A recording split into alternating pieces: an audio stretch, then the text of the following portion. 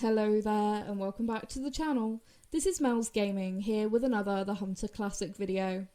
Now today's video is going to be all about the brand new fallow deer here in the Hunter Classic.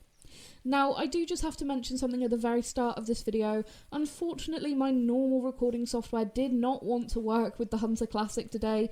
I have absolutely no idea why, but it was trying to record it in some kind of weird windowed mode, and so unfortunately I'm having to use my other recording software, and this one doesn't record Classic in the highest quality. You might notice it as I'm moving around in the environment that occasionally it just looks a little bit fuzzy, so I do apologise about that, but I really did want to try and get something out today for the release of fallow deer, and at least when we're looking through the scope and in trophy shot mode and everything like that, it does look pretty clear, so I hope that that will be okay. But let's move on to actually talking about the fallow deer. So we've just dropped this buck here. He is a 79.8375 scoring common fur type fallow deer. Now, they actually look pretty good. The models for the deer themselves look really nice. I'm really happy with how they look. However, the antlers are a little bit unusual. They are far too narrow, really, for a fallow deer. And this one doesn't look so bad because of it being a smaller buck, but they're just really too narrow. And even the tines look weird because they really do need to have more width to them. Fallow deer antlers just don't grow straight up like this. It doesn't look right, really. But on a smaller buck like this, it's not too noticeable. And like I said, the models themselves are really, really nice. And I also really like the colour and everything about the antlers. They just need to change the shape of them, really. So I'm quite happy with that. And like I said, that's pretty much my main gripe with the fallow deer, is just that the antlers need to be altered slightly. Other than that, they look pretty good. However, there is one other big thing that I really don't like about the fallow deer at the moment, and that is the sort of other common fur type for them, which I would call this fur type dark, but as you're going to see once I shoot this doe in the back of the head here, it is not called anything like that. It's in fact called something else which does not fit this fur type at all. So when we walk over to this deer, you're going to see she's quite dark in colour, like darker than the common fur type. A really, really dark stripe around the back, and of course the very dark distinguishing fallow deer marking around the rump that looks like the horseshoe. It's a very dark looking deer. And when we pick it up, it says Rarity Menil. Now, Menil fallow deer do not look like this. I have seen Menil fallow deer. I have actually worked in a park that had Menil fallow deer. I got to see them at all different times of the year. And yeah, Menil fallow deer do not look like this. They are a much, much paler animal. They're actually sort of like a whitish colour with like a lighter brown sort of set of markings. Very, very pale looking. And yeah, this is just not a Menil fallow deer, and I was very, very disappointed when I shot one of these that it had the Menil label on it. So I'm just going to drag her out into the sunlight here so you can get a better look. So she does have a very light coloured sort of chest and underbelly, but her head, her shoulders, her back, she's just far, far too dark for a Menil fallow deer. This is not what a Menil looks like. Like I said, I have seen plenty of them in real life. One of the places actually where I did my work experience had a whole herd of Menil fallow deer that they were very, very proud of. And they just don't look like this. So I was sat here wondering what would be the best way to give you guys an example of what a Menil fallow deer should actually look like. And I remembered that with the addition of the Europe pack to Planet Zoo, they did actually add fallow deer. And the fallow deer can come in a few different fur types, and one of them is actually Menil. And this is far, much more accurate to what a Menil fallow deer should actually look like. Sort of white and sandy colour tones in its fur and light brown up on the back, but a much, much paler individual compared to the one that we just shot in the Hunter Classic. And this is just what I would expect when seeing a Menil fallow deer. This is what the ones I've seen in real life look like. So I hope that they do something with that label. All they really need to do is change the one that's called Menil and call it something like dark, and it will be perfect. And also with tweaking the antlers, if they can just tweak those couple of things, maybe even give the fallow deer a new fur type that does look like a Menil and then call that Menil, I think that would be really, really good, and then fallow deer would be really, really awesome. Overall, they're really cool, but they just need a couple of alterations, like I said, with the antlers and with that Menil fur type, with however they want to change it. But that one that's called Menil at the moment, when I picked it up and it said Menil, I was so confused because that is just not what a Menil fallow deer looks like. However, there are a couple of things I really do like about the fallow deer in Classic, and one of them is their vocalizations. The vocalizations for the fallow deer in Classic are spot on. I've seen a lot of people taking, sort of making fun of the doe call for the fallow deer in the Hunter Classic, but I can tell you, from spending time in and amongst deer herds, that is exactly the sound that they make to communicate. And when I first heard that call in real life, it baffled me because I'd never heard it before. But you can stand there and they will make these little sort of squeaky calls to communicate with each other. So when I heard that in Classic, I was really, really happy.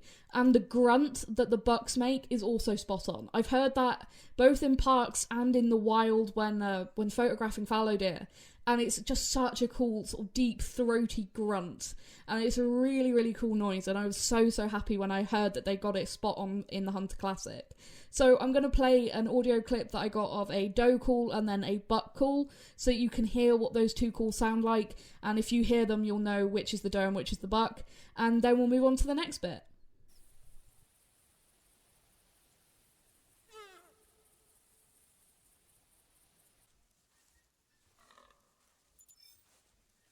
So those are the vocalizations for the fallow deer here in the Hunter Classic, and yeah, they are just absolutely spot on. Perfectly accurate to real life, and I was so, so excited when I heard them because they just are so accurate. And I was continuing wandering around here on Hirschfelden, which is the map that the fallow deer are on in the Hunter Classic. They are here on Hirschfelden. So I continued wandering around and I heard a fallow deer call, so I started heading towards the location from which the call had come from, and I found quite a big group of fallow deer. There was a couple of bucks, including this decent one here in the front, and there was something quite special amongst the does. That right there is a piebald fallow doe. So that is the first rare I have actually found for the fallow deer, and I've seen quite a few of them posted today, so they do seem to be the most common rare for them. Maybe their spawn is even a little bit too high at the moment, but I didn't expect that I would actually get to find one, so I was very, very excited about that. Now, I wanted to try and get this doe and the pretty decent sized buck, so I took a shot at the doe there, and quickly reloading my 270, was just going to try and put a shot in the buck as he fled off there, and I thought I probably hit him somewhere in the back leg based off of that, and I was just more than anything hoping that I would get some kind of blood trail from him, so that I would at least know which one I was tracking. But it turned out I had hit the buck pretty well, but actually completely missed that doe, which is, I feel so stupid that I completely missed the doe and then somehow actually managed to kill the buck with that terrible, terrible shot. But we did actually bring him down, so let's take a look at him here. So he is a 154.4875, which is about average from what I'm hearing. That's like a decent sized buck. I've heard them being over 170 to be a really, really big one. It'll be interesting to see in the coming days, as people shoot more of them, sort of what the biggest ones are that get found. But at least we managed to drop this guy. He really didn't go very far after that shot, so I think the 270 does a pretty good job on these guys, and we just needed to carry on tracking the doe. Now, thankfully, I didn't spot any of the other does in that group, so when it came to picking up the tracks, this was the only one that showed up as a doe track. The other ones showed up as an unknown gender, due to being at such low level in tracking. So it meant that I knew I was on the right track, and after a little while, she actually ended up walking straight back towards me. I was tracking her around the water's edge here for a little while, and she was going backwards and forwards, and then she just ends up walking straight back towards me like that. So that was a really, really cool little find. Here you can see she is a piebald. Now, I know that there are melanistic, leucistic, and piebald as rares for the fallow deer.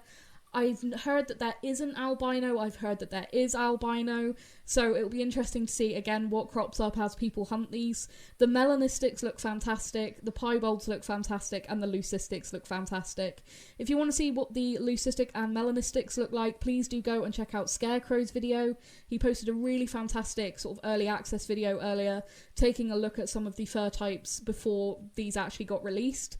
So yeah, that's how I know pretty much which fur types there are, and it does seem like there is no albino, but the melanistics look so cool. And yeah, overall, I'm really happy with them. The does are absolutely perfect. They look really beautiful. And I think with the tweaks to the buck's antlers, and like I said, with the Menil fur type that needs to be tweaked, I think these are going to be a really fantastic addition. Really a fantastic addition to Hirschfelden as well, adding a little bit more life to a map that a lot of people really don't like to hunt. So I think it's a really positive addition overall. And like I said, they are pretty darn fantastic. They just need a couple of little tweaks. Literally 2 things, which I think, you know, is really not bad considering they only got released today. And as far as I know, they are wanting to work on making the antlers better, and hopefully they will listen to community feedback about the Menil fur type as well. So yeah, I'm really hopeful, and overall I'm really pleased. But that is going to be it for this video, guys. I hope you have enjoyed it. Really nice first look at the fallow deer, and I'm really happy that I actually did manage to find a piebald. So yeah, that's going to be it. Thank you so much for watching as always, and I'll see you guys in the next video. Thank you.